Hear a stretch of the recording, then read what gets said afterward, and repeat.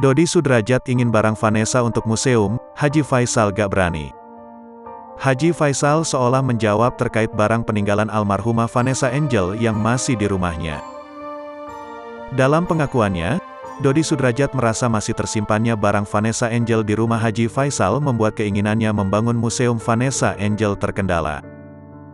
Pasalnya, Dodi Sudrajat hanya menyimpan barang-barang Vanessa Angel semasa kecil saja. Sementara, barang ketika Vanessa menikah dengan Bibi Ardiansyah ada di tangan Faisal. Menanggapi soal barang-barang peninggalan Vanessa, Faisal pun menjelaskan kondisinya. Kalau peninggalan almarhum banyak juga sih, ada tas, sepatu. Saya nggak berani memutuskan untuk hal itu, jelasnya, Senin, tanggal 7 November tahun 2022. Faisal memilih menunggu gala besar untuk memutuskan barang ibunya akan dikemanakan. Bagi Faisal, jika gala besar dan mengizinkan Dodi membuat museum, maka ia akan mengizinkan, tukasnya.